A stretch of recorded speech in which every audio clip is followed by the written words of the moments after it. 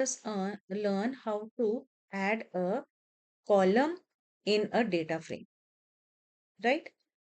In a data frame. Our data frame is DF1. Suppose the question says to add a subject science column in this data frame. So easy. Just write the name of the data frame. In the square brackets, in the quotes, write down the name of the new column, science, equals to. Now in the square brackets we will give values. कितनी values देनी है? जितनी आपकी rows होंगी. 1 2 3 4 5.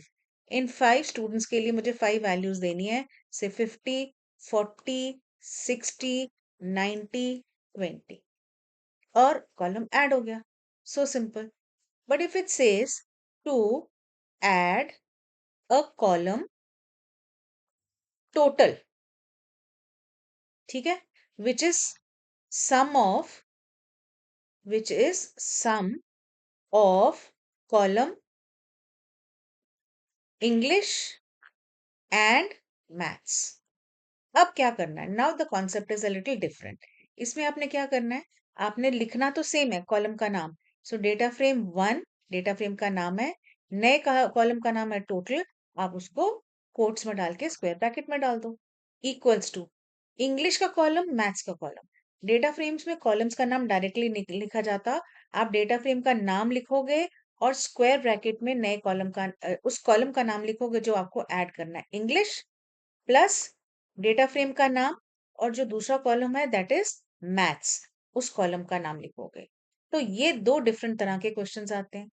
एक जो third आता है कॉलम ऐड करने के लिए, वो ये हो सकता है to add a column which is say 10% increase of science marks. अब कॉलम का नाम क्या है? To add a column. Column का नाम हम एज्यूम कर लेते हैं परसेंट कॉलम. सो ये दे दिया मैंने परसेंट. इक्वल्स टू कह रहा है 10% इंक्रीज ऑफ साइंस के मार्क्स. तो 10% इंक्रीज कैसे होगा? 10% 10/100 इंटू साइंस के मार्क्स. कॉलम का नाम मैंने क्या बोला? आप ऐसे नहीं लिख सकते हो डायरेक्टली. आपको DF1 के अंदर कॉलम का नाम लिखना है स्क्वायर ब्रैकेट्स में, कोट्स में. और इस इंक्रीज को आपने वापस इस साइंस में ऐड कर देना है. DF1 science quotes plus sign.